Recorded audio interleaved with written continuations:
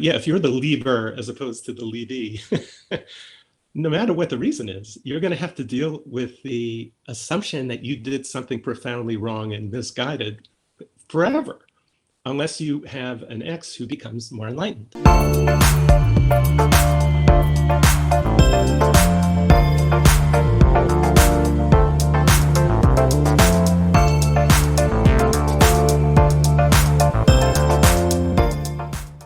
Unless you have an ex who becomes more enlightened, who then will thank you for the fact that you made the decision because it benefited you both, as well as your kids. Yeah, well, I guess it's like people just really don't change unless they really want to change, right? So you're always going to have that. That's right. So the issue about intentionality, I think, means a great deal. You have to have intention about what your life is going to look like. You in your life got to the point where you had a series of events which kind of collapsed on you. And then you came to the realization that you needed to make a major change, even if it was fraught with peril and uncertainty, that you just had to, and you did. And I think once you get to that point in life, I don't think you ever want to go back. So it's easier not to backslide once you've endured a great deal of pain and suffering and uncertainty, the anxiety, the trauma. You have to go through the stages of disbelief that the things are happening to you that are actually happening to you. And once you become conscious of it and aware of it, then you start doing some aspect of visioneering. You're looking to the future, and that's necessary. And we lose sight of that.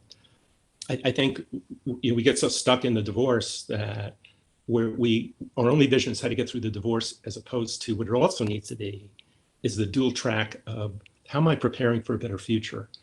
What work do I need to do on myself right now so that I attract a better mate, so that I can see into the future when I date and I don't repeat the same patterns? But we don't do enough of that. I don't think that's emphasized enough. We get caught up. You got to do both. And that's pure intention.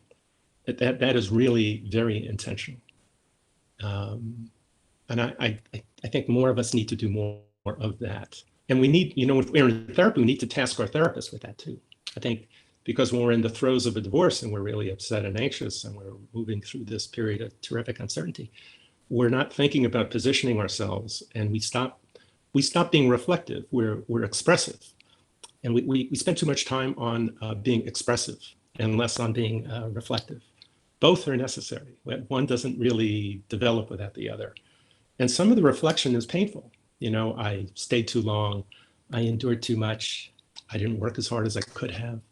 I was not a good partner. And this is how I can be better. I really wasn't as attentive to my kids as I needed to be. I overshared information with my kids and burdened them with that. And I feel so guilty and ashamed about that. But if you start developing a vision of where you need to be, you can move through all of that, even if some of the information is not pleasant to look at.